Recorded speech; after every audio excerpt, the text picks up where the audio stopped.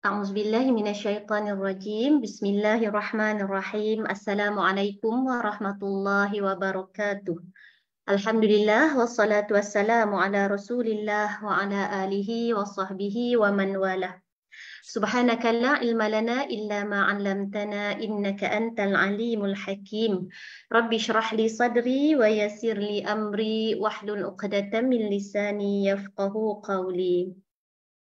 Alhamdulillahilladzi hadana lihadza wa ma kunna linahtadiya laula an hadana Allah. Allah manfa'na bima 'allamtana wa 'allimna ma yanfa'una wa zidna 'ilma. Rabbana yassir wa la tu'assir wa tammim bil khair. Rabbi zidni 'ilman. Amin ya rabbal alamin. Assalamualaikum Ustaz. Waalaikumsalam warahmatullahi wabarakatuh. Ya Kak? InsyaAllah, hari ini kita masuk ayat ke-17. Dua minggu lepas kita dah sampai ke ayat 16, kisah Fir'aun. Okay, Ustaz? Silakan. Okey. Fir'aun ya, okey. Assalamualaikum warahmatullahi wabarakatuh. Alhamdulillah wassalatu wassalamu ala Rasulillah wa ala alihi wa sahbihi wa man wala. Allahumma salli wa sallim ala nabiyyina Muhammad wa ala alihi wa sahbihi wa man tabi'ahum bi ihsanin ila yaumiddin, amma ba'. Alhamdulillah, tuan-tuan dan puan-puan rahimani wa rahimakumullah, syukur kita kepada Allah. Pagi ini kita dapat menyambung kembali pengajian kita tadabbur ringkas juzuk amma, yang mana kita telah berada pada surah yang kedua selepas dalam juzuk amma, iaitu suratu An-Nazi'atu. Okey. Pagi ini kita akan sama-sama mengambil banyak pengajaran teladan daripada satu kisah benar yang berlaku pada zaman Bani Israel alaihi salatu wassalam, iaitu zaman Bani Israel bersama dengan Nabi Musa alaihi salatu wassalam, dan yang mana apabila sebut kisah Nabi Musa mesti tidak dapat dipisahkan dengan kisah Fir'aun. Baik, sebelum kita lanjutkan, izinkan saya untuk kembali memaparkan segmen bagi ayat-ayat dalam suratul Nazi'at, supaya pembelajaran kita ini dia berada dalam keadaan yang tersusun, berada dalam keadaan yang teratur, untuk kita sama-sama apabila belajar dalam keadaan teratur, dalam sistematik dan sebagainya, maka mudah untuk kita mengambil teladan. Okey, saya paparkan nota yang insya-Allah saya akan kongsikan nanti, tapi saya tunjukkan terlebih dahulu. Okey, nampak tak nota PowerPoint yang saya kongsikan? Nampak Ustaz? Okey. Ini suratul Nazi'at ya. Okey, yang ini suratul Nazi'at. Okey, kita telah sebut An-Nazi'at itu maksud apa. Okey, ingat kembali ya, objektif ataupun maksud bagi surah An-Nazi'at ya. Okey. Kemudian segmen suratul An-Nazi'at, sebelum ni kita ada paparkan dekat siri yang pertama. Ini adalah siri yang keempat. Okey. Yang mana kita telah sebutkan bahawa kesemua ayat dalam suratul Nazi'at kita bahagikan kepada beberapa bahagian. Okey, 14 ayat yang pertama yang telah pun kita selesai mentadaburnya secara ringkas. 14 ayat yang pertama kita telah menyebut tentang kita jadikan ayat ini sebagai pembuka kepada surah An-Nazi'at. Okey, waktu kita baca ayat dalam surah An-Nazi'at itu, kita menemukan perihal orang yang mengingkari kehidupan semula selepas mati. Okey, kita jumpa kumpulan ini. Okey. Kemudian bahagian yang pertama yang kita akan bincang pada pagi ini adalah bahagian yang pertama, iaitu Allah mendatangkan kepada kita, Allah letakkan kisah bagaimana Firaun telah dibinasakan oleh Allah, yang mana Firaun itu dia mendapat kebinasaan di hari akhirat dan juga kebinasaan di dunia. Ini kita akan bincangkan bermula ayat 15 sampai ayat nombor 26. Okey, bahagian yang pertama ni, cerita pasal Firaun, Nabi Musa ni, tujuan dia sebenarnya Allah Ta'ala nak menunjukkan kesempurnaan kekuasaan Allah. Allah Ta'ala ni, dia bukan Allah Ta'ala cerita tentang kisah Firaun ni tanpa ada hikmah, tapi hikmahnya adalah berkaitan nak menunjukkan kekuasaan Allah Subhanahu wa Ta'ala. Kekuasaan Allah itu dikaitkan dengan Allah membinasakan Fir'aun. Allah membinasakan Fir'aun. Kemudian Allah sebutkan Allah juga telah menetapkan Firaun itu akan diazab di hari akhirat. Jadi dia ada kaitan perbincangan kita tentang hari akhirat. Maknanya Firaun ini dia dibinasakan di dunia dan di akhirat pun Allah Ta'ala akan berikan dia azab. Jadi tujuan besar dia adalah berkaitan dengan kekuasaan Allah Subhanahu wa Ta'ala. Okey. Kemudian bahagian yang kedua, yang ini kita tidak akan pelajari pada pagi ini, tapi saya sebut terlebih dahulu, iaitu kumpulan ayat 27 sampai 33 ni sebenarnya adalah tentang kekuasaan Allah juga. Tetapi cara Allah nak membuktikan dia berkuasa itu adalah dari sudut Allah Ta'ala cerita dari sudut penciptaan langit, penciptaan bumi. Yang itu. Okey. Sebab apa saya nak paparkan kerana bahagian satu dengan bahagian dua ni, dua-dua berkaitan dengan menunjukkan bukti-bukti Allah itu sangat berkuasa. Isunya adalah kenapa Allah nak dahulukan menyebut tentang Firaun sebelum Allah Ta'ala nak menyebut tentang penciptaan langit, penciptaan bumi bermula ayat nombor 27. Itu persoalannya. Yang insya-Allah nanti persoalan ni kita akan rungkaikan sebentar lagi. Okey, ayat 27 sampai 33 ni pasal apa? Okey, saya tunjukkan ayatnya terlebih dahulu. Okey. Ayat 27 tu, kalau kita baca, kejap ya. Okey.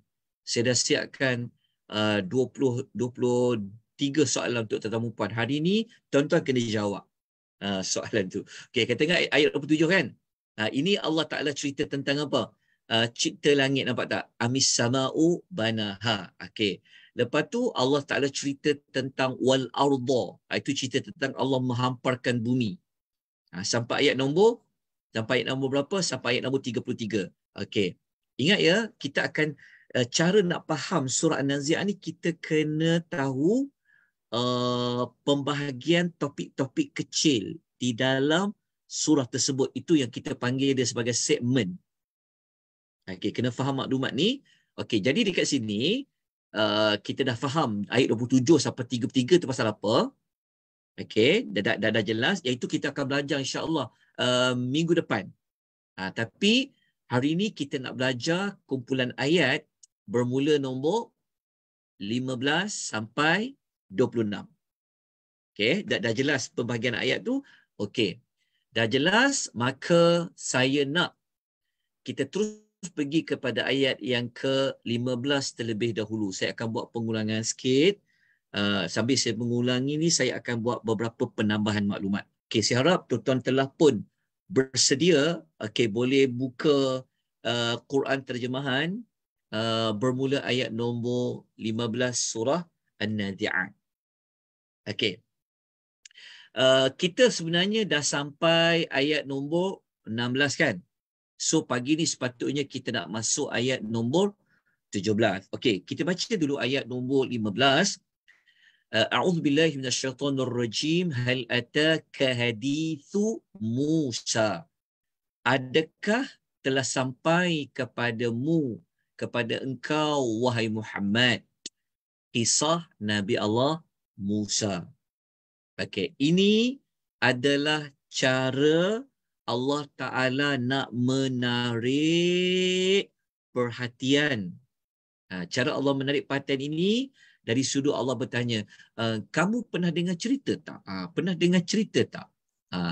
Jadi itu cara Allah nak menarik perhatian kepada manusia supaya mereka mengkaji, membaca, mengkaji tentang kisah Nabi Musa. Kenapa dengan kisah Nabi Musa ni? Okey. Yang mana Allah Ta'ala mengatakan idnadahu, ayat nombor 16, ketika Rabbnya, nadahu rabbuhu, ketika Tuhannya. Rabbuhu di sini maksudnya Allah yang menciptakan, Allah yang memiliki, Allah yang mengaturkan, yang memelihara sekalian alam itu. Ketika nadahu, memanggilnya itu memanggil Nabi Musa. Panggil Nabi Musa ni dekat mana? Bilwadi, di satu lembah namanya adalah Tuwa. Adalah Tuwa, yang lembah itu disifatkan sebagai Al-Muqaddasi, sebagai lembah yang suci. Okay, dekat situlah Allah Ta'ala memanggil Firaun, memanggil Nabi Musa. Okey. Masa Nabi Musa dipanggil oleh Allah, ada beberapa perkara yang Allah nak tugaskan kepada Nabi Musa. Maklumat tu duduk pada ayat yang ke-17. Okey. Sebelum saya lanjutkan, saya nak kita jawab beberapa persoalan. Okey, ni dipanggil SST. Bukan GST Dia panggil soalan-soalan tadabbur. Ni saya nak ubah pendekatan bagi tahun 2024 ni. Okey, saya nak ubah dalam bentuk menggunakan kaedah mengemukakan persoalan. So kita kena berubah. Okey. Soalan-soalan tadabbur yang kita nak rungkaikan pada pagi ni adalah, okey, yang pertama, apakah hikmah Allah meletakkan, menceritakan kisah Nabi Musa, dan kisah Firaun di dalam surah An-Nazi'at. Itu persoalan pertama. Soalan pertama ni maknanya, kenapa Allah tak cerita kaum Ad ke yang dibinasakan?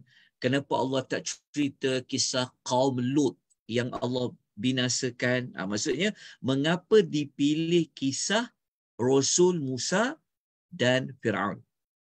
Itu soalan pertama. Soalan yang kedua, apakah hikmah didahulukan penyebutan kisah Nabi Musa dan Firaun sebelum Allah menyebut tentang penciptaan langit dan bumi? Seperti mana segmen yang telah saya bentangkan tadi pada peringkat awal. Dua soalan ni kita nak jawab terlebih dahulu. Okey. Siapa boleh kongsikan jawapannya? Jawapan dia ada berkaitan dengan nama surah, ada berkaitan dengan tujuan surah. Okey. Kenapa dengan Nabi Musa ni? Kenapa Allah memilih kisah Nabi Musa? Ada apa dengan Musa ni? Persoalan pertama dulu. Musa. Paling banyak dalam Quran kisah Nabi Musa, dan cabaran dakwah Nabi Musa tu sangat berat sebab kepada kaum dia dan juga kepada Firaun.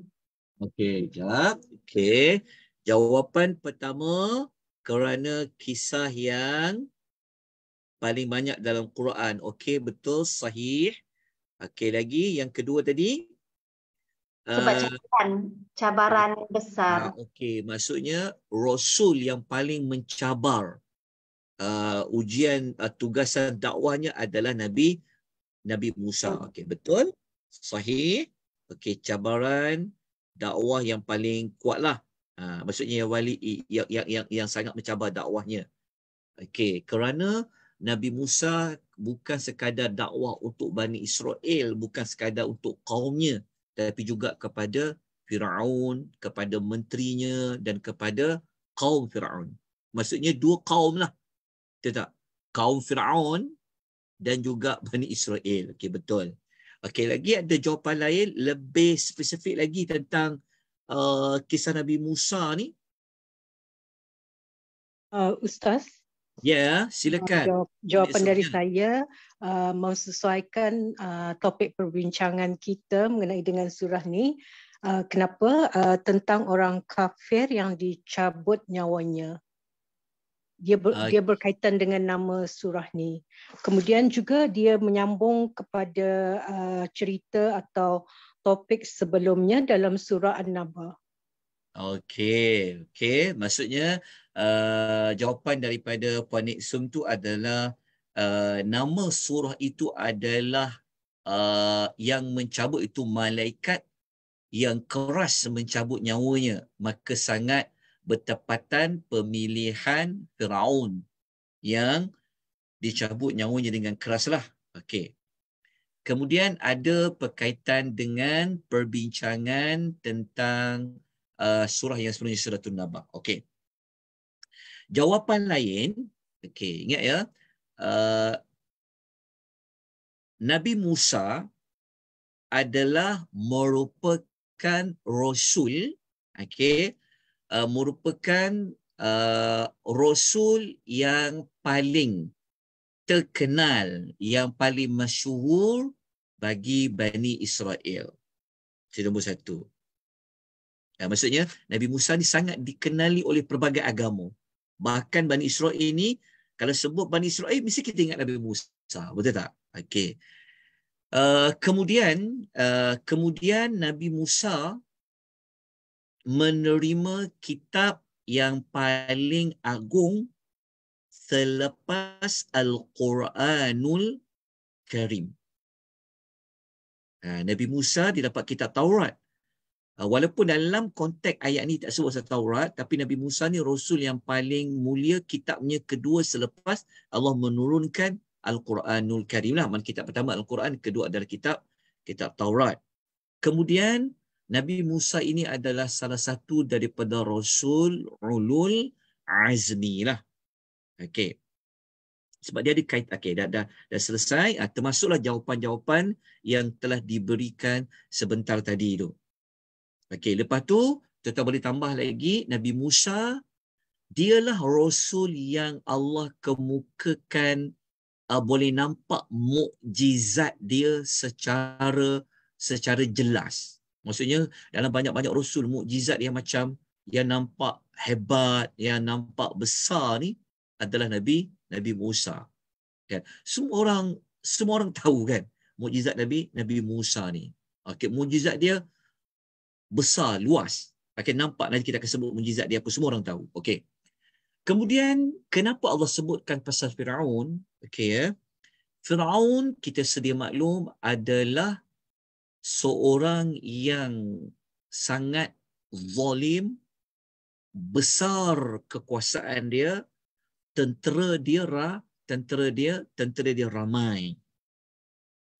Okay, kita faham cerita dia. Tapi akhirnya Allah musnahkan dia. Okay. Kemudian kita tahu Firaun adalah sangat bersesuaian dengan surah ini kerana Firaun adalah di antara orang yang mengingkari tentang maksudnya orang yang sangat tidak beriman kepada Allah, kepada hari akhirat. Okey. Kedua-dua kisah ni, Nabi Musa dengan Firaun ni, Allah Taala nak cerita kepada Nabi SAW hikmahnya untuk apa? Okey, Kalau kepada Nabi SAW, dia menjadi hiburan. Dia memberikan kelegaan kepada Rasulullah SAW.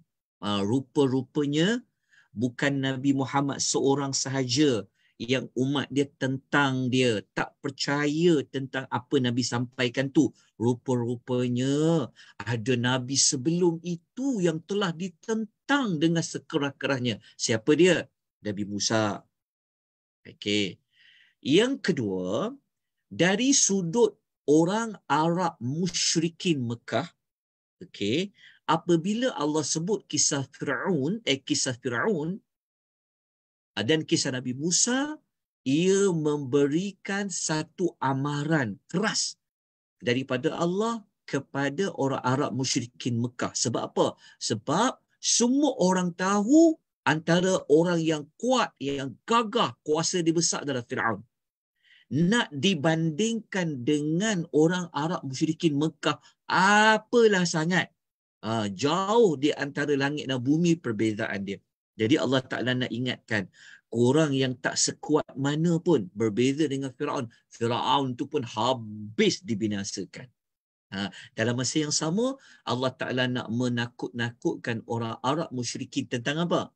Tentang kalau mereka menentang keras Nabi Muhammad SAW, maka mereka akan menghadapi isu yang sama yang Allah boleh buat kepada Firaun lah. Itu di antara hikmah dia. Secara ringkas, supaya kita mendapat jawapan tentang sebab ayat sebelum juga Allah sebut dah sampai ke cerita tentang kisah Nabi Musa. Okay, selesai yang pertama, kita ringkaskan, kita kena lajukan juga ni. Okey, yang kedua, kenapa Allah dahulukan kisah Nabi Musa dan Firaun sebelum penciptaan langit dan bumi?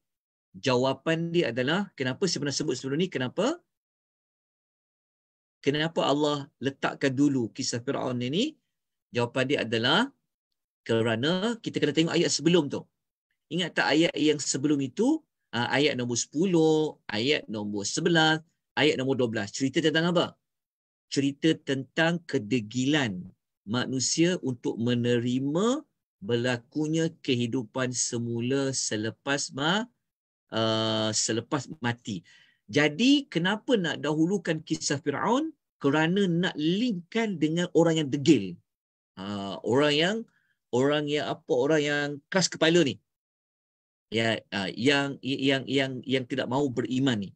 Sebab tu Allah kena letakkan cerita yang paling dekat dengan orang degil ni, kisah Firaun, sebelum Allah bawa cerita penciptaan langit dan bumi.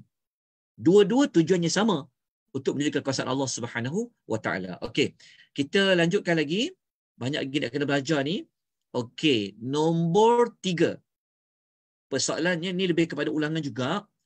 Okey, bilakah peristiwa Nabi Musa dia dipanggil oleh Allah di lembah Tua tu? Kita tahu Tua tu adalah satu lembah. Kalau sebut lembah, mesti dikaitkan dengan air. Okey, bila peristiwa Nabi Musa dia dipanggil oleh Allah di lembah Tua yang suci tu? Itu soalan pertama. Boleh sebutkan? Tentera perempuan rahimani wa rahimakumullah. Ustaz, semasa dalam perjalanan balik dari Madian, dia nak menuju semula ke Mesir? Okey, ikut Ustazah Nur Asiah tu, peristiwa Nabi Musa naik ke lembah Tua adalah dalam semasa perjalanan keluar daripada Madian nak balik ke Mesir. Jawapannya sahih, benar. Jazakillahu khaira. Okey. Untuk fahamkan dia punya rentetan kisah ni, izinkan saya paparkan kronologi. Okey, saya nak paparkan kronologi kisah Nabi Musa tu. Ni secara ringkas saja. Sebenarnya kita pernah belajar kisah Nabi Musa ni berpuluh-puluh siri, tapi saya ulanglah untuk meraihkan sahabat-sahabat kita begini. Kalau kita nak dapatkan keseluruhan kisah Nabi Musa, okey, kalau mengikut cadangan almarhum Dr. Salah Abdul Fattah Al-Khalidi, beliau bahagikan kisah Nabi Musa ni kepada 5 fasa lah. Boleh tengok di sini 5 fasa. Fasa pertama lahir sampai jadi Nabi. Fasa kedua bertemu dengan Firaun. Lepas tu baru fasa dengan fasa bawa keluar Bani Israel daripada Mesir. Lepas tu baru bersama Bani Israel. Lepas tu baru cerita kisah Musa dengan Nabi Allah Khadir AS. Jadi kalau ikut Dr. Salah, kisah yang kita nak belajar ayat 15 ni sampai 26, dia berkaitan dengan fasa yang kedua lah. Fasa dekat sini. Fasa yang kedua. Okey, ini kalau ikut cadangan Dr. Salah Abdul Fattah Al-Khalidi. InsyaAllah nanti saya akan berikan nota ni kepada tuan-tuan perempuan. Okey. Namun begitu, kalau ikut Dr. Hasan, kalau ikut cadangan yang lain, Dr. Hasan Fadil ni, dia kata, kisah Nabi Musa ni kita boleh bahagikan dia kepada 6 fasa. Dia ada lebih satu fasa daripada Dr. Salah. Yang ini yang kita gunakanlah supaya ada lebih perincian dia. Kalau fasa 1 daripada lahir sampai matang je. Belum jadi Nabi lagi. Tapi fasa yang kedua, permulaan Nabi Musa dapat wahyu. Dah dapat wahyu tu, baru masuk fasa 3, Nabi Musa berdakwah kepada Firaun. Lepas habis cerita Firaun, baru fasa cerita Nabi Musa dengan Bani Israel. Last sekali bersama dengan Nabi Allah Khadir lah. Jadi kalau ikutkan ayat yang kita belajar ni dekat fasa mana? Fasa 2 dan fasa 3. Dekat sini. Nampak ya? Okey, nampak penjelasan dia? Okey. Fasa 2 dan fasa 3. Okey. Saya nak tunjukkan secara lebih terperinci Nabi Musa tu bila Allah panggil dia. Okey. Tengok di sini. Sekejap ya. Kenapa tak berjalan slide saya ni? Sekejap ya. Dia. Okey, kejap. Kejap.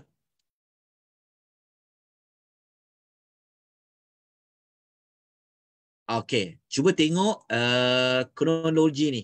Kronologi ini. Sekejap ya. Allahumma salli wa sallam. Sekejap. Slide saya ni dia hang. Sekejap. Allahu akbar. Sekejap ya. Sekejap. Sekejap ya. Okey. Slide tetap tak nampak kan? Tak nampak Ustaz. Allahu akbar, tertutup pula ni.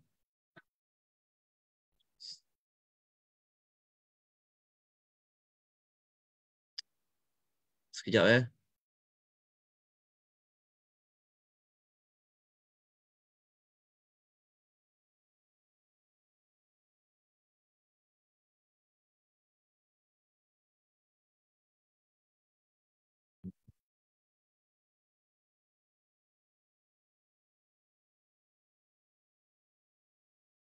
Sekejap ya, saya nak sharekan nota ni. Nampak tak slide? Okey, nampak Ustaz.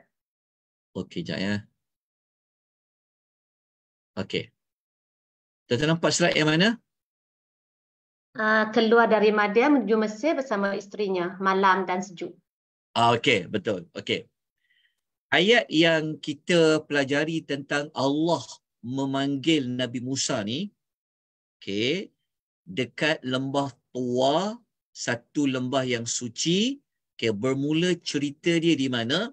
Okey. Mula-mula Nabi Musa dia keluar daripada Madian. Okey, Madian ni adalah rumah, adalah kampung isterinya. Okey, ataupun kampung pak mentuanya. Yang kita tahu Nabi Musa 10 tahun Nabi Musa berada di Madian. Nabi Musa lari daripada Mesir masuk ke Madian 10 tahun, berkahwin. Akhirnya dia nak balik ke Mesir. Dia balik bawa isteri dia, tapi balik waktu tu malam ditambah dengan sejuk. Sebab tu Nabi Musa dia bawa api lah. Okey, dia bawa. Dalam perjalanan tu, Nabi Musa dia nampak ada api, terang cahaya api tu di wadi, iaitu lembah Tua yang kita belajar sekarang ni. Okey, tapi ayat yang kita belajar dekat surah An-Nazi'at tak cerita nampak api tu. Dia terus shortcut cerita, terus Allah panggil dia. Tapi kalau nak perincian dia, yang inilah. Okey. Masa Nabi Musa dia nampak api dekat lembah Tua tu, okey, panjanglah cerita lain tu. Nabi Musa pesan kat Syria, lepas tu Nabi Musa pun naiklah ke lembah Tua tu. Masa dia sampai kat lembah Tua tu, dia tak boleh pakai kasut. Allah memerintahkan Nabi Musa supaya tanggal kasut dia tu. Okey. Masa dia dah naik dekat lembah Tua itu, asal-asalnya dia nak cari api. Kan? Lalu Allah memperkenalkan diri. Allah memperkenalkan bahawa yang memanggil itu adalah Allah. Dan Allah pun menyampaikan wahyu kepada Nabi Musa dari arah pokok. Okey. Sebab saya kena bawa cerita supaya dapatlah sedikit kata-kata maklumat. Kenapa, macam mana boleh tiba-tiba sampai kat lembah Tua tu? Macam mana Allah boleh manggil dia? Okey. Semua ada ayat Quran lah. Okey. Kemudian sebelum Allah suruh Nabi Musa jumpa Firaun. Sebab ayat kita baca surah Nazi'at ni dia memang cerita yang potong-potong dah. Kan? Okey. Allah Ta'ala mula-mula, Allah Ta'ala perintah kepada Nabi Musa supaya dia lemparkan tongkat yang dia bawa tu. Nabi Musa ni dia berjalan, dia bawa tongkat daripada pokok kayu. Jadi sampai kat lembah Tua tu, Allah Ta'ala suruh dia lemparkan tongkat yang kau bawa tu. Lepas tu kita fahamlah cerita ya, tongkat tu bertukar menjadi ular, Nabi Musa lari, Allah panggil balik semula.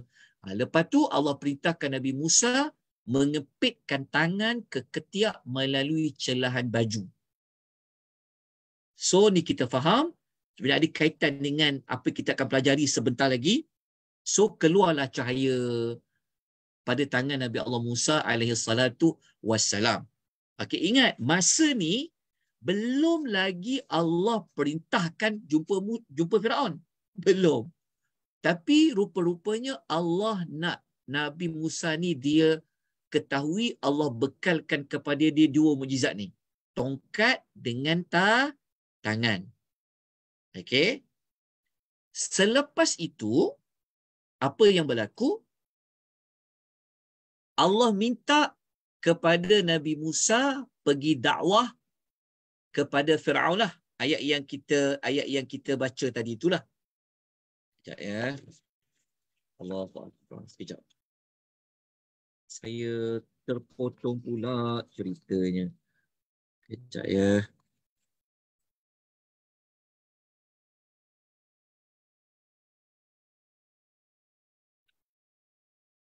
Allahu Akbar. Sekejap tuan-puan ya. Okey. Okey. Pendekkan cerita. Akhirnya Nabi Musa diperintahkan oleh Allah untuk jumpa Firaun. Okey, itu jumpa Firaun tu. Okey. Pendekkan cerita dia, akhirnya Nabi Musa pun jumpa kepada Firaun. Okey, jumpa Firaun. Okey. Kita terus pergi kepada ayat tadi, tengok kepada ayat itu. Saya Bismillah. Okey. Kita tengok ayat dia. Okey, ayat ni ayat nombor 17 ya. A'udzubillahi minasyaitonirrajim. Idhhab ila fir'auna innahu tagha. Allah kata kepada Nabi Musa, pergilah engkau kepada Firaun, sesungguhnya dia telah melampaui batas. Okey. Yang ini, ayat ke-17 ini adalah tugasan Nabi Musa yang dia dapat ketika mana dia berada di atas lembah tua yang suci itu. Okey, setelah Allah membekalkan kepada Nabi Musa 2 mukjizat, 1 tongkat, 1 daripada tangannya. Okey, jawab dulu soalan ini.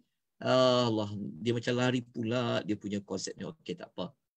Okey, saya ada sebutkan sebelum ni, masih ingat lagi di manakah lembah tua tu? Ingat lagi kan? Lembah tua tu di mana? Bukit Tursina.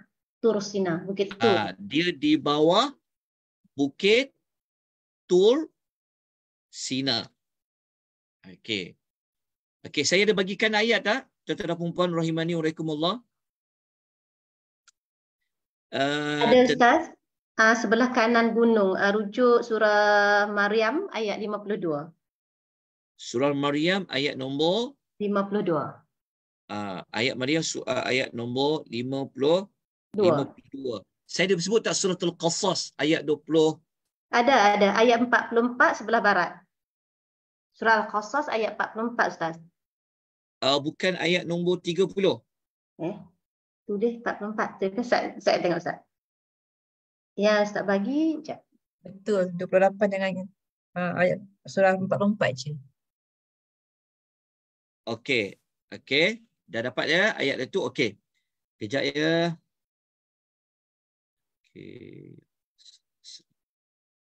Okey.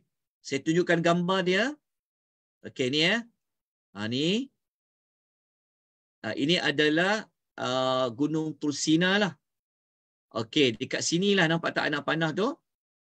Anak panah hitam yang anak panah hitam tu lembah Al-Muqaddas itu ada di bawah pada Gunung Tursina, tetapi dekat kawasan Gunung Tursina. Okey. Kalau tengok dekat sini. Cuba tengok gambar rajah ni. Okey, Yang nombor 1 ni, nampak tak tulisan hitam yang bulatan merah ni? Nombor 1 ni. Ya. Okey. Yang nombor 1 bulatan merah ni, ini adalah Bukit Tursina lah. Okey. Yang nombor 3. Yang nombor 3, inilah sebenarnya lembah tua tapi sebelah kanan. Kalau yang sebelah kiri, yang nombor 2 tu. Nampak tak? Nampak tak yang kanan dan kiri Gunung Tursina? Okay, Gunung Tursina, kanan dan kiri. Okey. Tengok lembah tua yang nombor 4. Maka saya, yang nombor 4. Yang nombor 4 itulah lembah tua yang Nabi Musa dapat tadi tu. Okay, cuba tengok dia. Kalau kanan lembah dan kiri lembah, nampak? Kanan lembah dengan kiri lembah. Boleh faham tak? Yang gambar rajah Gunung Tursina dengan lembah kanan dengan lembah kiri. Okey, ini yang dibuat oleh para ulama sejarah tentang lembah tua tu. Okey, pendekkan cerita dia. Okey, cuba tengok gambar rajah ni. Ini yang tadilah, arah tadi itulah. Okey, saya tak mau panjangkan. Okey. Sekarang kita nak terus kepada soalan apa saya buat tadi ya. Allahumma salli wa sallim ala nabiyyina Muhammad. Dah siapkan tadi kan? Betul. Pada mana soalan tadi? Siap ya. Allahumma salli wa sallim ala nabiyyina Muhammad. Okey, ini saya tinggalkan ya. Saya tinggalkan soalan lepas kita dah bincangkan mengapa lembah tua disebut suci. Kita telah sebut kenapa dia panggil Wadil Muqaddas tua telah kita sebut. Kemudian apa maksud tua? Sekejap. Apa maksud tua? Tua. Saya dah sebut tak apa maksud tua? Okey. Tuan catat ya. Tua ni. Tua tu maksudnya adalah melipat. Melipat. Tua adalah yang dimasukkan adalah melipat. Kenapa lembah itu dipanggil lembah melipat? Kata Pak Quraish Shihab, merujuk macam tak lipat macam ni. Kalau kita lipat baju, kalau kita lagi lipat banyak, lagi berganda tebal, betul tak? Lipat lagi berganda. Okey. Maksud dekat situ adalah kalimah tua ni adalah satu lembah yang memiliki lipatan kesucian dia. Maksudnya kesucian yang berganda-ganda. Atau dipanggil lembah tua, iaitu lembah yang berlipat ganda kesuciannya. Okeylah. Itu tua tadi. Okey. Kita terus pergi kepada yang keenam.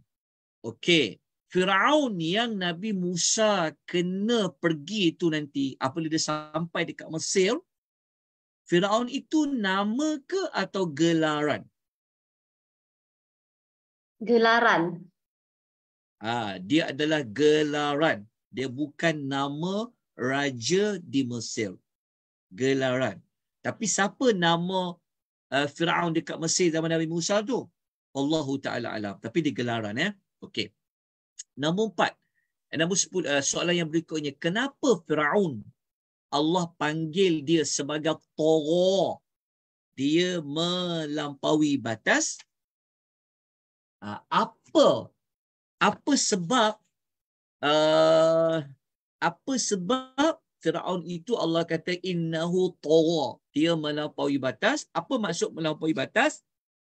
Melampaui batas dalam perkara apa? Mengaku Tuhan. Okey, kalau kita baca dalam ayat itu, jom kita tengok ayat dia. Okey. Antara melampaui batas maksudnya melampaui dalam melakukan maksiat kepada Allah. Maknanya banyak maksiat dia. Melampau dia dalam melakukan maksiat, lepas tu dipanggil Tagha. Dia panggil Tagha. Okey, antara contoh kesalahan Firaun sampai dia patut dipanggil Tagha, dia telah melakukan melampaui batas. Kita boleh jumpa nanti dekat ayat nombor 23. Kita jumpa dekat ayat nombor 23. Dia mengatakan bahawa dia adalah Tuhan yang maha tinggi. Okey. Lepas tu kejap ya.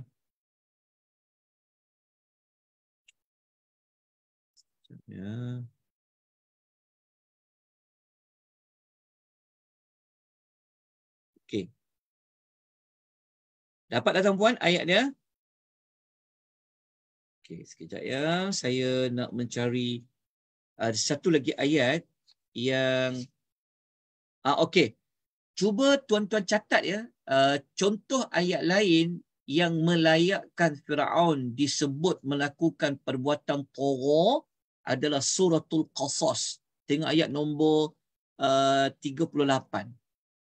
Ayat nombor 38, ada tempat yang lain dia kata bahawa dia itu adalah Tuhan, tak ada Tuhan selain dia. Itu pada ayat lain, surah Al-Qasas ayat 38. Betul tak? Al-Qasas ayat nombor 38.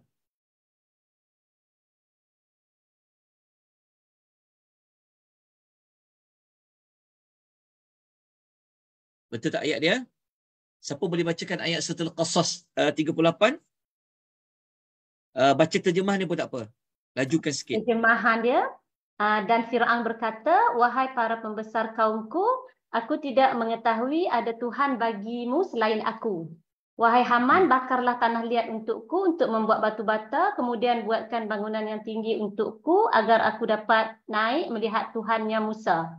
Dan aku yakin bahawa dia termasuk pendusta. Okey. Itu di antara justifikasi kenapa Allah menyebutkan Firaun itu tagha, melampaui batas. Bukan sekadar dengan Tuhan, tapi dengan manusia. Kita fahamkan dia bunuh anak lelaki, dia perhambakan orang perempuan, iaitu Bani Israel lah. Okey, selesai dah. Okey, sekarang kita nak sambung ayat dia, iaitu ayat nombor 17. Okey.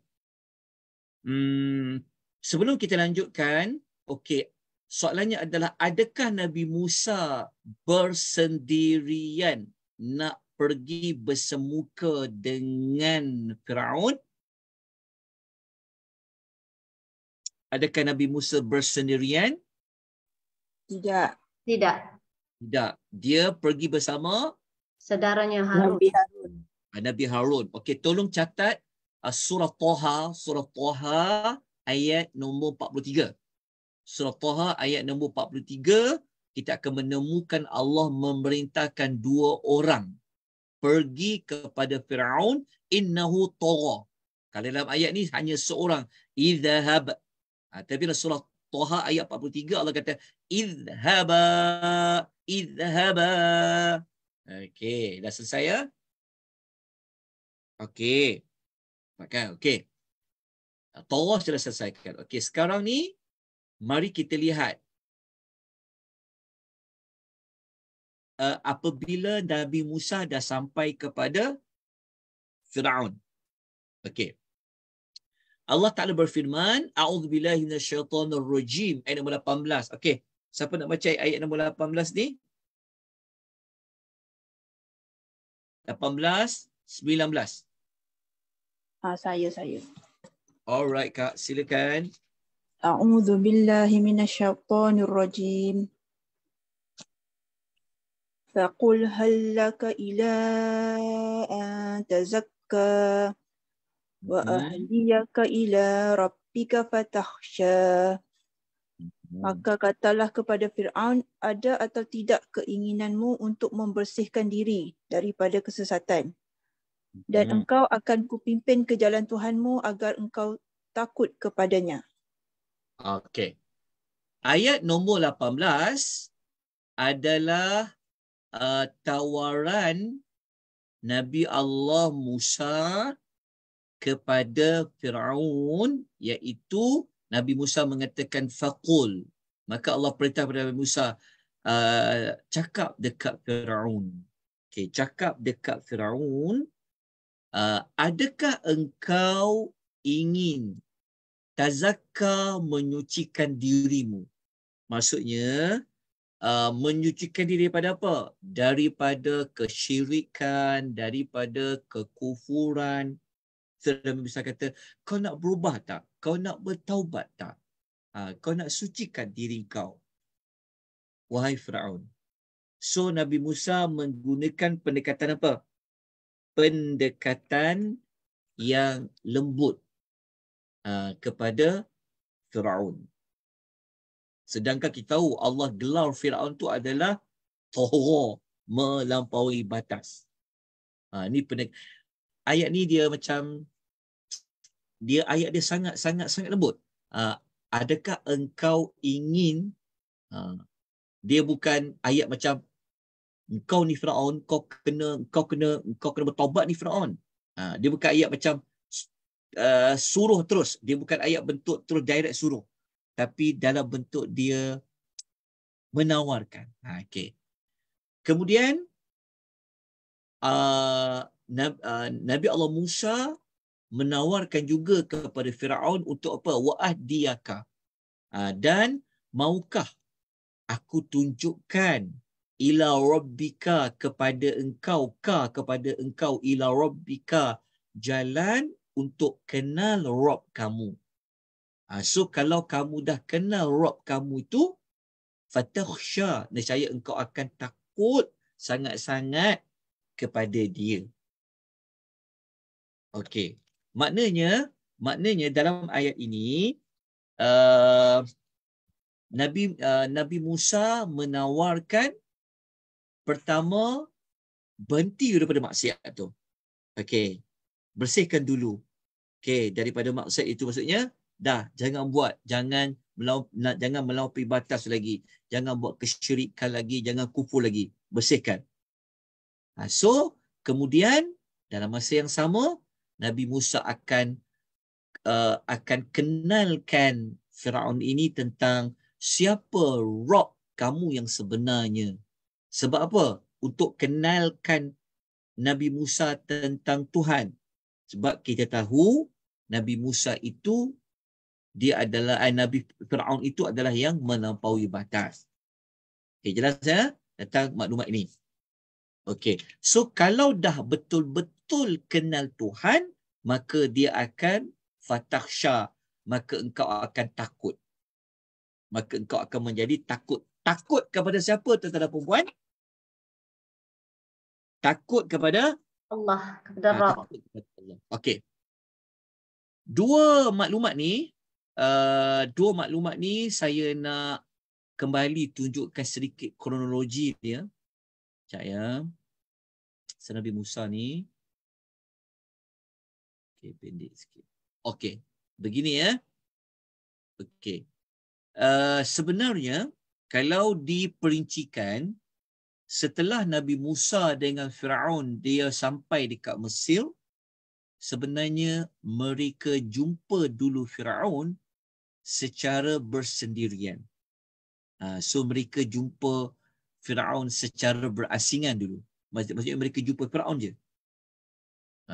Lepas tu baru Nabi Musa dia jumpa secara lebih besar kelompoknya bersama dengan para pembesar Firaun.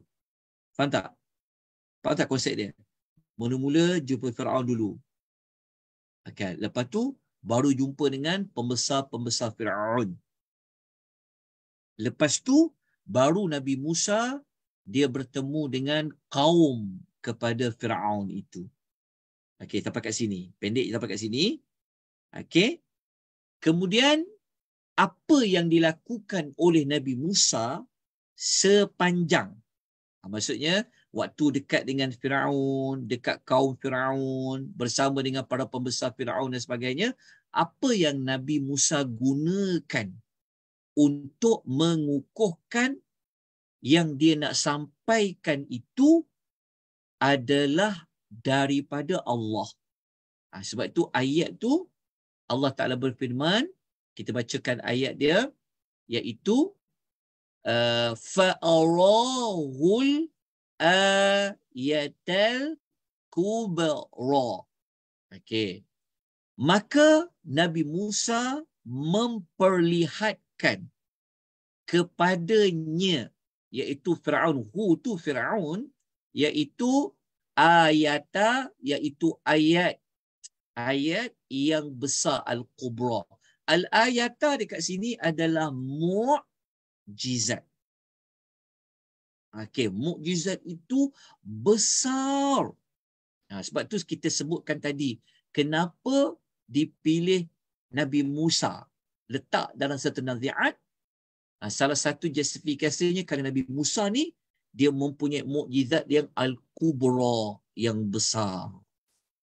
Okey, ayat ini Allah tidak menyebutkan mukjizat tu mukjizat apa. Siapa yang boleh jelaskan mukjizat tu mukjizat apa sebenarnya?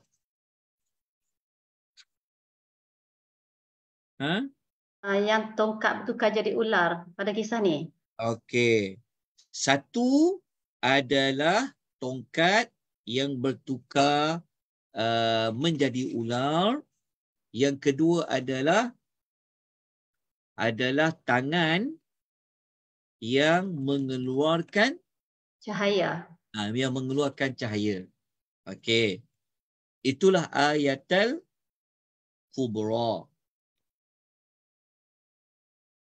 Okey. Selesai? Okey, kita panjangkan lagi. Apakah reaksi Firaun setelah dia dapat melihat dua mukjizat Nabi Musa tu? Okey, boleh bacakan ayat 21 sampai ayat nombor 24. A'udzu billahi minasyaitonir rajim. Tsumma adbara yas'a fahasyara fanada faqala ana rabbukumul a'la. Empat kan Ustaz? Betul. Terjemahannya, tetapi Fir'aun mendustakannya dan menderhakai. Kemudian dia berpaling lalu berusaha mencabar Musa. Kemudian dia mengumpulkan orang-orangnya lalu menyeru seraya berkata, "Akulah Tuhanmu yang paling tinggi." Okey. Sekejap ya. Okey. Dalam ayat ini, dalam ayat 21, tindakan awal yang dilakukan oleh Firaun itu apa? Dia telah kadzaba. Dia menolak Nabi Musa itu sebagai seorang rasul. Okey. Dia tak percaya bahawa ayat Al-Kubra dekat situ, mukjizat itu adalah dari Allah. Dia menganggap ia sebenarnya adalah seperti sihir. Itu dekat fakadzaba. Fakadzaba. Ya.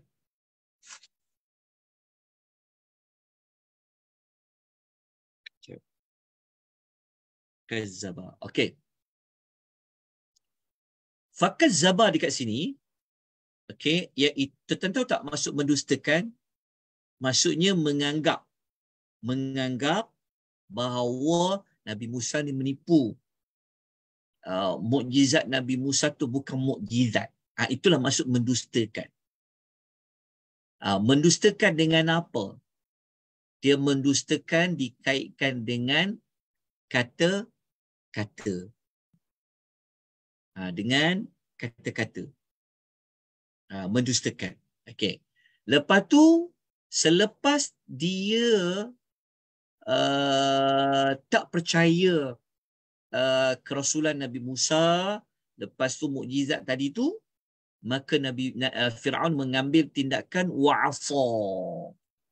Wa'asa ni maksudnya apa? Dia menderhaka.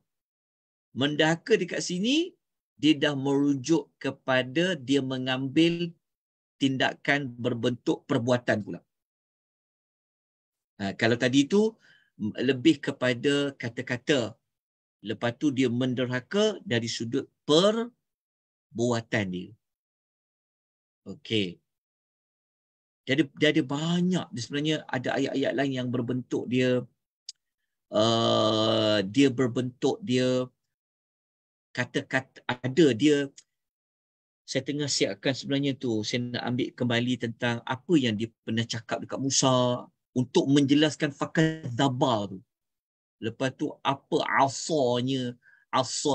asanya Firaun ni, kita boleh jumpa pada ayat yang berikutnya lah. Okey. Kemudian dia buat apa? Summa, kemudian adbara, dia berpaling. Dia paling tu maksudnya dia tak mengambil faedah apa-apa pun daripada penjelasan Nabi Musa. Okey, tawaran yang Nabi Musa minta untuk dia nak berubah tak, nak bersihkan tak daripada kesyirikan. Tawaran Nabi Musa nak bawa dia, nak terangkan dia tentang Allah yang sebenar tu siapa. Tetap dia berpaling. Dia macam tak nak bagi sedikit ruang pun lah, kan, kepada Nabi Musa. Okey, jelaskan. Okey, aku dengar dulu apa. Tak ada langsung. Maksudnya dia tak nak mengenal Allah tu dengan lebih lanjut. Dia berpaling. Kemudian yas'a, sambil dia buat sesuatu. Yas'a ni dia sedang mencari jalan, berusahalah. Usaha apa? Untuk menentang Nabi Musa. Okey. Apa cara dia nak yas'a? Apa cara dia nak yas'a? Yang pertama, fahasyara. Lepas tu, fanada. Fahasyara, maksud dia apa? Dia kumpulkan. Dia kumpulkan siapa? Dia kumpulkan para pembesar dia. Lalu, dia juga telah menyeru kaumnya. So dia panggil, maksud dia nak kumpulkan semua orang ni. pembesar-pembesar dia, kaum dia. Dia nak buat pengumuman rasmi. Okey. Apa yang dia seru? Apa yang dia seru? Perincian dia dekat mana? Dekat ayat selepas dia. Apa yang dia seru? Dekat ana rabbukumul a'la. Dia apa yang dia seru? Dia seru kat siapa tadi? Apa tujuan dia fahasyara? Fanada. Apa tujuan dia fahasyara? Apa tujuan dia kumpulkan? Tujuan dia nak kumpulkan, dia nak tunjukkan bahawa Musa ni siapa. Dalam masa yang sama dia nak terangkan dia tu siapa. Jadi dia pun serulah. Fanada. Kita boleh gambarkan tak? Boleh bayangkan tak? Macam mana kalau Firaun dia arahkan semua orang berkumpul? Kan kita boleh bayangkan macam mana orang akan berkumpul. Semua beri perhatian apa Firaun nak cakap ni. Maka dia pun buat announcement. Dia kata, aku ni adalah Rabbukum. Tuhan kamu yang paling tinggi. Okey. Tapi kalau kita baca ayat lain, saya sebut tadi, dekat Suratul Qasas ayat nombor 38, ada lagi beberapa skrip yang lain yang dia telah sebut kepada orang ramai ketika itu. Okey. Saya buat tadabbur ringkas saja sebab nanti saya akan bagi nota tambahan tentang ayat-ayat lain supaya tuan-tuan lebih dapat gambaran tentang sebab apa tahu? Sebab kalau kita baca setakat ayat ni, kita tak dapat nak menambahkan emosi tentang an-nazi'at tu. Macam mana para malaikat nak cabut keras nyawa Firaun tu kan. So kita kena mendalami sikit sebanyak lagi lah apa lagi yang Firaun dah buat. Okey. Sampai ayat 24 ni saya pendekkan sekejap ya. Bismillah. Okey. Kemudian apa yang berlaku? Allah Ta'ala azab dia. Okey, Allah Ta'ala azab dia. Bermula ayat nombor 25. Okey. Sebelum kita perincikan ayat nombor 25, izinkan saya untuk memperincikan sedikit latar belakang kisah Nabi Musa jumpa dengan Firaun ni. Patah balik kepada kronologi tadi. Kat sini nampak tak? Okey. Tengok ya. Okey. Setelah nampak ya, setelah Firaun membuat pengumuman tadi, okey. Kemudian Firaun sebenarnya dia mengumpulkan ahli sihir dia untuk menentang Nabi Musa. Ni kita semua faham. Okey. Lepas tu Nabi Musa pun bersetuju dan akhirnya bertemulah hari yang dinanti-nantikan ahli sihir Nabi Musa, ahli sihir Firaun nak lawan dengan Nabi Musa. Akhirnya Nabi Musa yang menang. Lepas tu semua ahli sihir tu beriman. Lepas tu Firaun ugut nak bunuh ahli sihir tu. Lepas tu ahli sihir tu tak nak berubah, dia nak beriman juga. Kan? Maka Firaun dan pembesar dia ugut nak bunuh Musa dengan pengikut Nabi Musa. Okey. Bukan ahli sihir lah. Okey. Lepas tu maknanya dah lepas nak ugut dan nak diugut bunuh ahli sihir tu, mereka pula mengambil jalan bunuh dalam Musa ni. Bunuh dalam siapa ikut Musa ni. Okey, tetapi ada ahli keluarga Firaun yang mempertahankan jangan bunuh Musa. Okey. Siapa dia? Kena dapatkan maklumat tu. Okey, kita panjangkan lagi. Lepas tu apa lagi berlaku? Akhirnya Firaun pun tak jadilah bunuh Musa. Okey. Lepas tu, lepas Firaun tak jadi bunuh Musa ni, pembesar-pembesar Firaun ni macam, bahaya kalau biarkan Musa ni. Susah nanti ni. Kan? Maka, Firaun ni buat apa? Dia pula mengambil tindakan lain nak menggugut, membunuh anak-anak lelaki pengikut Nabi Musa. Okey. Akhirnya Nabi Musa minta kepada Firaun supaya apa? Kalau dah tak nak beriman sangat, lepaskanlah kami ni, bebaskanlah kami. Maksudnya jangan apa-apakan kami. Lepaskan pengikut-pengikut Bani Israel. Boleh faham Lepas dalam masa yang sama, Nabi Musa pesan dekat kaum dia supaya bertawakal. Bani Israel bertawakal, kuat, ingat pada Allah tu. Okey. Kemudian Nabi Musa dengan Nabi Harun pun dia pergi, dia pun buatlah dakwah secara diam-diam. Kena buat surau, kena buat masjid dan sebagainya lah. Okey. Kemudian apa lagi berlaku? Dekat sini. Negeri Mesir ketika itu dilanda musim kemarau. Kekurangan buah-buahan. Masa ni yang kita tahu yang datangnya belalang, kutu, darah. Betul ya? Dekat sinilah. Dekat flow ni. Lepas mereka hilang daripada malapetaka tu, Firaun membodohkan kaumnya. Dia masih lagi nak kata, ni sihir ni. Kan? Mereka ni lah datang buat malang kat tempat kita ni. Sebab ada Musa dengan Harun ni lah. Kita dilanda kemarau lah. Tak cukup buah-buah lah. Datang serangga-serangga, belalang, semua-semua tu lah. Tapi Nabi Musa mempertahankan kebenarannya dengan penuh keberanian. Okay, lepas tu apa lagi berlaku? Nabi Musa minta kepada Allah, ya Allah, mereka ni keras kepala sangat, musnahkanlah mereka. Allah kabulkan doa Nabi Musa lah. Allah akan musnahkan Firaun itu. Tapi Allah pesan kepada Nabi Musa beberapa pesanan. Lepas tu sebenarnya ada cerita Qorun. Pendekkan cerita, matilah Qorun tu. Qorun ni adalah kaum Nabi Musa. Qorun ni dia adalah penyumbang keuangan bagi Firaun. So Qorun ni adalah orang corporate. So dialah yang banyak menyumbang kepada Firaun. Okey, mati Qorun. Bila Firaun nak mati ni? Kejap kita jumpa. Lepas Qorun mati tu, Nabi Musa bawa lari Bani Israel keluar dari Mesir pada waktu malam. Okey, kita tahu cerita dia. Firaun tahu, dia kumpulkan bala tentera dan kejar Nabi Musa dan kaumnya.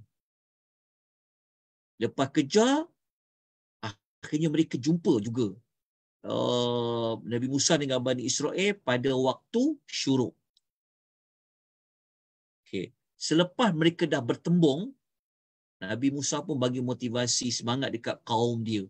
Akhirnya Allah perintahkan dia pukul laut dengan tongkat. Firaun dengan tenteranya pun ikut juga seberang laut tu.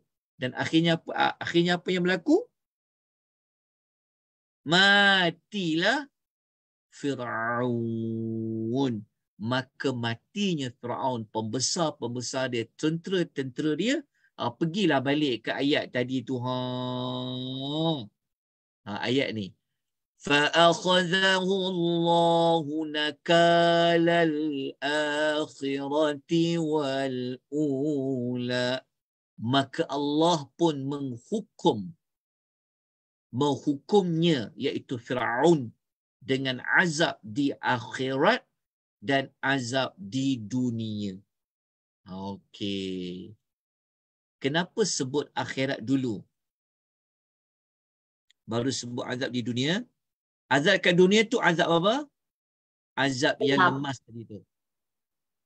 Okey. So kenapa tak sebut dunia dulu baru sebut akhirat? Sebab surah ni kisah tentang akhirat. Benar Kak, jazakumullah khair. Ia bersesuaian dengan perbincangan tentang hari akhirat. Sebab tu Allah dahulukan. Ni dia panggil ilmu at-taqdim wa ta'khir.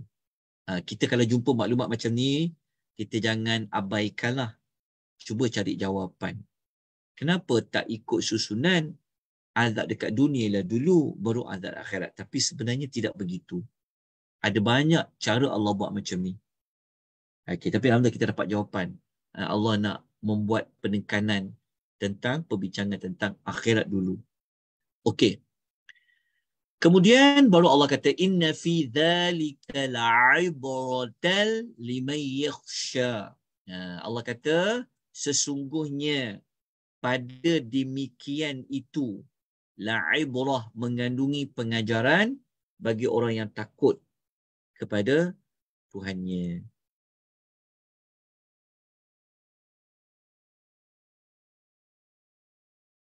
Okey. Okey. La'ibratan limai yakhsha.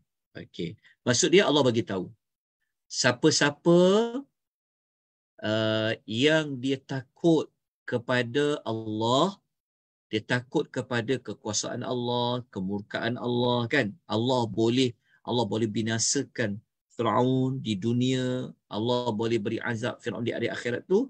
Jadi siapa-siapa yang dia tahu cerita Firaun ini, dia akan dapat ambil ibrah, iaitu pengajaran. Nanti saya akan kupas sedikit sebanyak perkataan ibrah ini apa. Kalau orang yang dia tak ada takut, dia tak dapatlah keluarkan daripada kisahnya Firaun itu pengajaran dia. Okey. Dalam masa yang sama, kenapa kita jumpa banyak takut ya? Kat sini ada yakhsha. Kita jumpa. Okey, sekejap. Lepas tu kita jumpa sekali lagi tadi dekat ayat 19. Betul tak? 19 jumpa sekali lagi. Fatakhsha. Takut. Okey. Tuan-tuan tahu kan kalimah al-takhsha ni merujuk kepada kalimah apa? Al-khashyatu Okey. Sebelum ni kita pernah belajar, tapi saya ulang sikitlah. Tahu kan perbezaan kalimah al-khashyatu takut dengan kalimah al-khawfu juga maksud takut. Ada kan kita pernah belajar sebelum ni? Okey, boleh terangkan tak apa perbezaan kalimah al-khashyatu takut, khasya tu, dengan kalimah al-khawfu? Kenapa Allah tak guna kalimah al-khawfu? Kenapa Allah guna kalimah takhsha, yakhsha, al-khashyatu? Apa perbezaan dia? Silakan.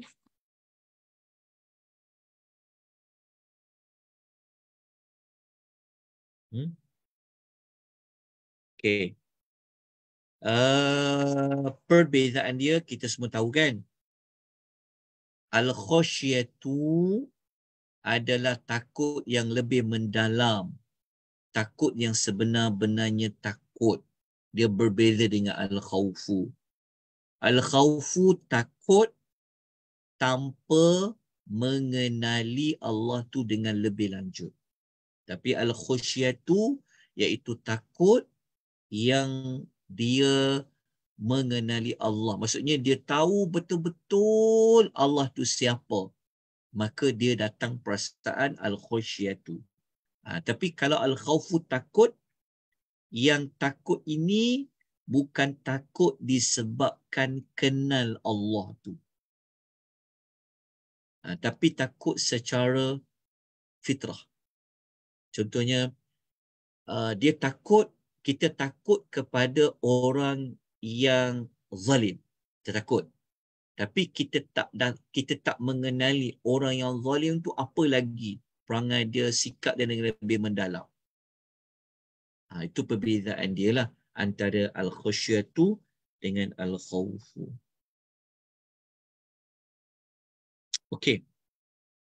Tuan-tuan perempuan, rahimani rahimakumullah, habis kisah secara ringkas kisah Firaun ni berapa ayat, tapi saya akan ulang sedikit sebanyak pada minggu yang berikutnya untuk buat pengulangan, tapi ada beberapa penambahan maklumat. Okey, soalan saya adalah, jawab soalan ni sekejap. Saya ada masa lagi sikit.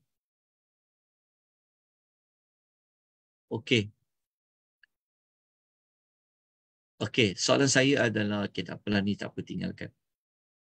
Okey, tinggalkan. Ni saya dah sebut tadi lah.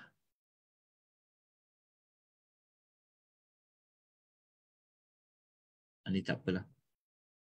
Okey, ada soalan tak sebelum kita nak buat ulang kaji sikit sebelum kita Ada dekat ruangan chat daripada Dr. Munirah.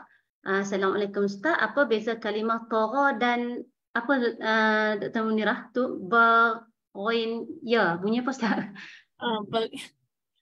bawa. Bagha. Okey, dia bawa ni contoh ayat dia dalam surah Hujurat kan. Wa in ta'ifatani minal mu'minina taqtulu, betul kan? Fa in baghat ihdahuma. So apa perbezaan dia? Itu saya wallahu ta'ala alam nak jawab pada hari ini. Saya tidak ada ilmu untuk menjawab kalimah tagha bezanya dengan bara. Tagha tu huruf ta. Kalau bara tu huruf ba. Tagha. Okey. Tapi kalau tagha kita fahamlah.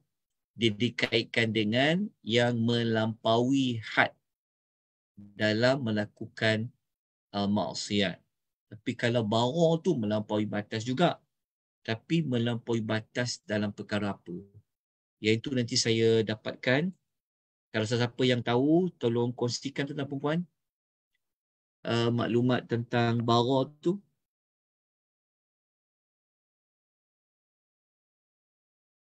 Okey, ada soalan lain tak? Assalamualaikum Ustaz. Waalaikumsalam warahmatullahi. Saya ada terbaca yang ahli sihir yang terus beriman dengan Nabi Musa tu, mereka telah disula. Kemudian dia punya mayat tu digantung untuk orang ramai tengok. Betul ke? Yang itu ada ke? Wallahu ta'ala a'lam. Kejap. Yang tu saya tak pasti puan. Disula ke tak disula yang itu?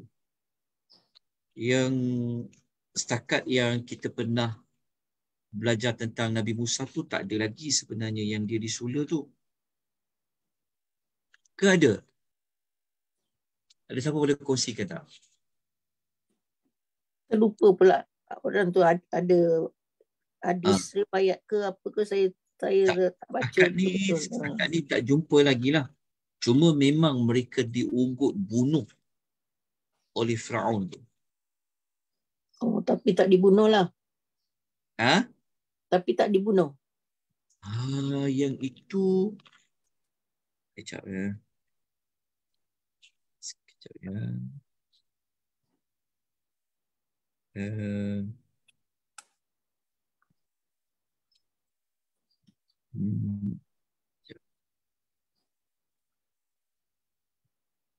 Yang itu sekejap.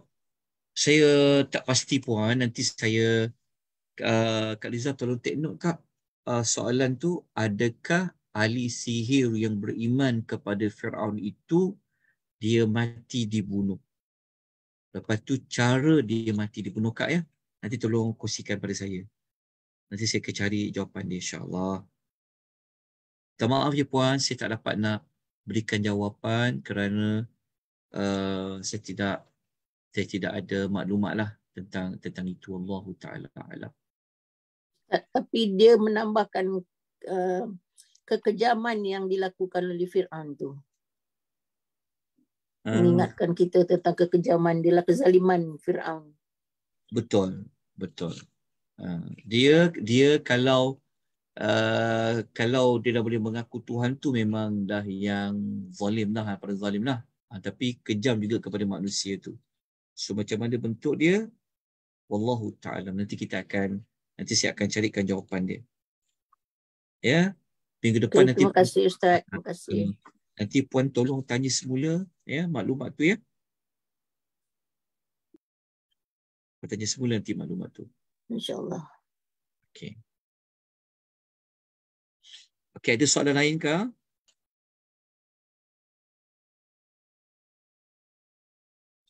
Okey, kalau tiada soalan sekejap, kita jawab dulu soalan ni. Okey. Soalannya adalah bagaimana cara Allah memanggil Nabi Musa? Cara Allah panggil Nabi Musa tu macam mana? Cara tu maksudnya secara apa? Secara langsung lah ya. Saya tanya, saya jawab lah. Secara langsung lah, tanpa perantaraan malaikat lah. Okey. Kemudian, apa tugas yang Allah nak beri kepada Nabi Musa semasa dia berada di lembah Tua tu? Apa tugas dia? Untuk berdakwah kepada Fir'aun. Dia kena jumpa dengan Fir'aun. Okey. Kemudian, apabila Nabi Musa jumpa Fir'aun, apa pendekatan yang Nabi Musa buat kepada Fir'aun? Adakah dia pergi maki ke? Dia pergi... Kata secara lembut lah Ustaz. Apa yang ditawarkan oleh Nabi Musa kepada Fir'aun itu? Okey. Untuk jawab nombor 11 tu, Ustaz. Berhenti berbuat maksiat. Okey. Mengajar Jawapan nombor supaya berhenti 11 buat tu, maksiat. tolong tulis ayat surah Taha 44. Surah Taha ayat 44. Taha 44 yang dia cakap lembut kepada Fir'aun tu. Faqula lahu qawlan layyinan tu. Itu dalam surah lain lah. Surah Taha ayat 44 ya. Okey. Apa tawaran Nabi Musa, Kak? Yang pertama, berhenti dari berbuat maksiat. Okey, Nabi Musa menawarkan agar dia bertanya dulu. Sebab orang ni kalau nak berubah, kalau dia tak nak berubah, memang susah nak berubah. Cakaplah apa pun. Ajaklah apa pun. Jadi ditawar dulu. Nak berubah tak? Okey, lepas tu tawaran kedua Kak adalah? Tawaran kedua, tawarkan Nabi Musa Nabi Musa menawarkan kepada Fir'aun agar dia meninggalkan kesyirikan dan untuk menyucikan diri dia daripada kesyirikan dan kemungkaran yang dilakukan. Okey, lagi satu. Nabi Musa nak memperkenalkan siapakah Rabb yang sebenar. Maksudnya Nabi Musa nak memberikan peluang kepada Fir'aun supaya mengenali Allah itu dengan lebih, Tuhan yang sebenarnya itu apa. Okey.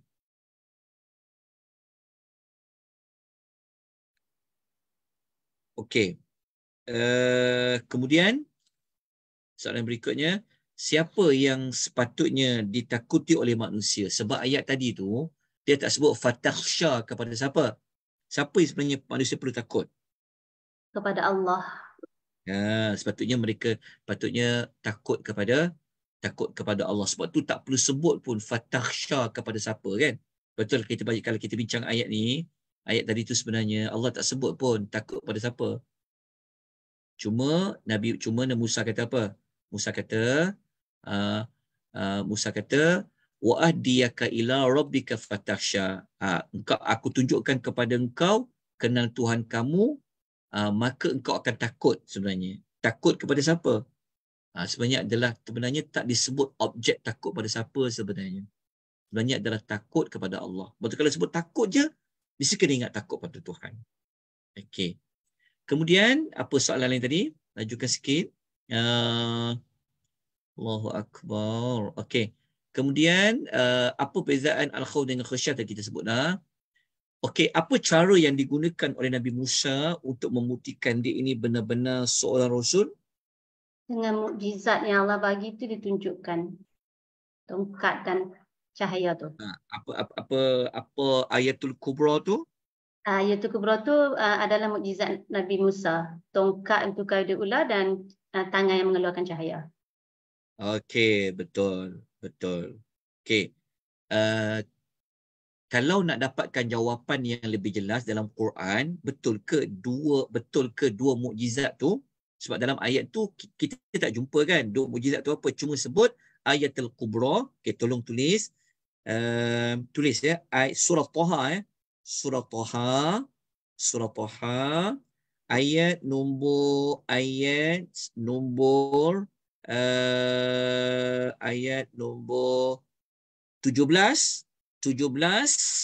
sampai 23. Ayat nombor 17 sampai 23 kita akan dapat jawapan dua ayat Al-Kubra tu. Ayat Al-Kubra tu adalah tongkat dengan tangan tu. Jadi nak tahu jawapan tu duduk dekat surah Taha ayat 17 sampai ayat nombor 23. Sebab tu kalau baca ayat 23 surah Taha, Allah kata linuriyaka min ayatinal kubra. Linuriyaka min ayatinal kubra. Okey, dapat dah? Dah. Okey. Okey. Lepas tu apa reaksi Firaun setelah dia dapat melihat dua bukti tadi tu? Firaun buat apa? Fir'aun tak percaya. Okey, dia pertama dia tak percaya. Okey. Dia tak percaya tu. Mendisahkan dengan kata-kata dia. Okey, tulis kat situ, tulis dekat nota apa bentuk kata-kata dia. Saya terus bagi jawapan dia. Tulis ya Suratul Syu'ara ayat nombor 27. Okey, Suratul Syu'ara ayat nombor 27. Firaun cakap apa? Dia kata Musa ni gila. Musa ni gila. Kan? Itu di antara contoh fakadzaba. Dengan kata-kata. Dia kata apa? Dia kata inna rasulakumul ladzi ursila ilaikum nama junun. Dia kata ni rasul yang kamu ni yang dia dakwah aku, dia tunjuk kamu, dia kata dia ni benar-benar gila. Okey. Lepas tu saya nak tunjukkan contoh. Kan Nabi Musa, kan Firaun asal kan, mendahaka kan? Mendahaka tu apa tadi kita sebut?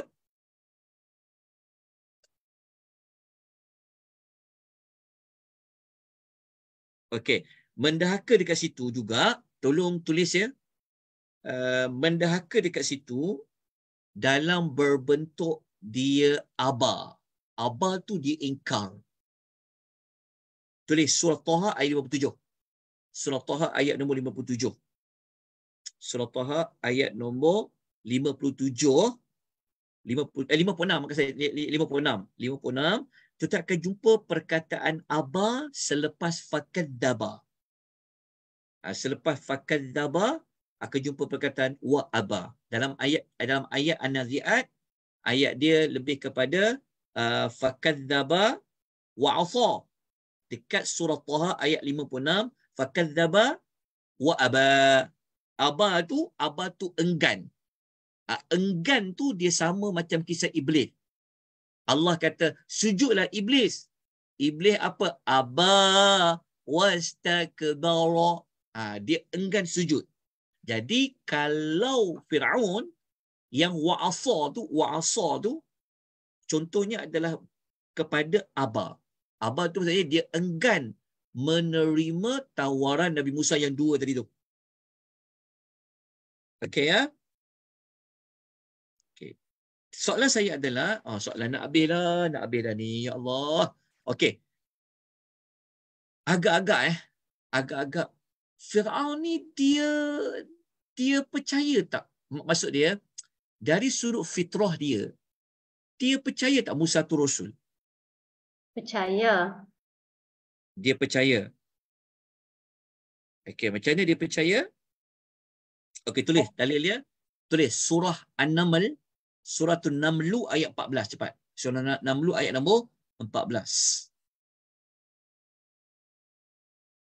Surah Naml ayat nombor 14. Ayat tu kata Nabi Firaun ni dalam hatinya dia terdetik. Musa ni betul ni Rasul ni. Tak pernah lihat mukjizat macam tu. Okey, betul sebenarnya. Tapi sebab dia sombong, dia tak nak declare lah. Dia terima kan? Okey, faham Okey, dapat dah. Okey, lepas tu minggu depan lah. Ada waktu lagi tak? Sebab saya nak sebenarnya minggu depan tu saya akan panjangkan lagi lah.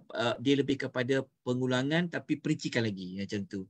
Sebab kalau nak perincikan semua nanti takut ayat tu bergerak lambat. Jadi saya ambil dulu yang lapisan satu, lepas tu kita masuk lapisan yang kedua. Okey, minggu depan saya akan terangkan contoh apa maksud adbara dengan yas'a tu. Ya. Sebab surah Nazi'at ni dia pendek. Sebab dia cerita pasal malaikat kan.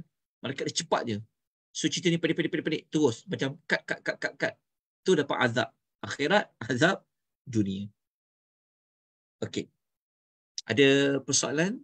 Ada apa ni Cik Din kata dalam surah Taha ayat 71 ada disebutkan Fir'aun berkata hukuman untuk ahli sihir Fir'aun tu. Dia Fir'aun berkata, adakah kamu telah beriman kepada Musa sebelum aku memberi izin kepadamu? Fir'aun berkata kepada ahli sihir kan. Sesungguhnya dia itu pemimpinmu yang mengajar sihir kepadamu. Sesungguhnya aku akan kupotong tangan dan kakimu secara bersilang. Dan sesungguhnya akan aku salib kamu pada pangkal pohon kurma dan sesungguhnya kamu pasti akan mengetahui siapa di antara kita yang lebih pedih dan lebih kekal siksaannya. Ugutan kan? Betul. Dia ugut nak silang dan dia ugut nak salib tu. Betul. Saya dah lupa dah ayat dia tu. Okey, jazakumullahu khairan Cik Din ya atas jawapan itu. Betul. Tapi adakah dia disula? Dia salib lah. Okey. Nanti kita perincikan lagi yang tu ya. Okey, jazakumullahu khair. Okey. Minggu depan kita ulang sedikit perincian dia, lepas tu terus masuk kepada bahagian kedua. Minggu depan kita masuk bahagian kedua ni. Kita masuk segmen yang ni. Dekat ayat ni ya, kita masuk dekat mana segmen kedua tu? Ya. Kita masuk dekat bahagian nombor 2 ya. Bukti-bukti kekuasaan Allah pada kejadian langit dan bumi ya. InsyaAllah. Tapi sebelum tu kita ulang sikit. Lepas tu kita buat penambahan lah. Contoh-contoh. Apa adbara, apa tu yas'a. Lepas tu macam mana dia kumpul. Macam mana dia menyeru kepada kaum dia. Lepas tu apa skrip-skrip lain yang dia sebut ketika dia kumpul kaum-kaum dia tu. InsyaAllah nanti kita akan ceritakan. Okey, terima kasih banyak-banyak tuan-tuan dan puan atas penglibatan, memberikan jawapan yang bertanya dan sebagainya. Jazakumullah khair. Saya suka sangat kalau tuan-tuan boleh tambahkan maklumat. Tuan-tuan boleh buat memberikan banyak lagi maklumat-maklumat. Jadi majlis ilmu ni dia berjalan dengan baguslah. Ada banyak hala. Okey, sebab tak semua yang saya tahu. Kadang dah tahu pun lupa. Dosa banyak sangat. Dah makin ni, lepas tu kisah Nabi Musa ni banyak ayat dia. Jadi itulah nampak dah kelupaan tu. Jadi terima kasih banyak-banyak pada tuan-tuan dan puan. Okey, kita berhenti dengan kadar itu. Kita jumpa lagi nanti insya-Allah minggu depan ya. Bahagian yang kedua ya. 27 sampai 33. Kita lajukan sikit perbincangannya. Okey, saya serahkan Kak, ada apa-apa? Alhamdulillah Ustaz. Jadi Kak cuma perlu ingatkan Ustaz soalan Dr. Munirah tentang bara tu dan juga bara daripada surah Al-Hujurat ayat 9 dan beza dengan Torah surah Nazi'at ni kan? Betul. Yang tadi tu, yang soalan tadi tu Puan Syarifah tentang ahli sihir tu mati dibunuh secara sula atau tidak, Cik Din dah bagi jawapan dekat surah Taha ayat 71 tadi. Jadi jawapan dia kan Ustaz, cuma tak pasti kena sula atau tidak, tapi yang disebut tu adalah disalib. Betul. Okey, baik Ustaz. Jadi satu soalan je lah untuk Ustaz. Untuk Ustaz jawab nanti. Okey. Okey, jazakumullah khair. Okey. Jadi terima kasih semua. Jazakumullah khairah. Kita akhiri dengan tasbih kafarah dan suratul As. Subhanakallahumma bihamdika asyhadu an la ilaha illa anta astaghfiruka wa atubu ilaik. Wal 'asr innal insana lafi khusr illa alladhina amanu wa 'amilus solihati wa tawassaw bil haqq wa tawassaw bis sabr. Wa sallallahu ala nabiyyina Muhammad wa ala alihi wa sahbihi ajma'in. Walhamdulillahi rabbil alamin. Wassalamualaikum warahmatullahi wabarakatuh. Terima kasih Ustaz. Waalaikumsalam. Terima kasih semua. Terima kasih semua. Terima kasih. Assalamualaikum. Waalaikumsalam warahmatullahi. Terima kasih Lisa.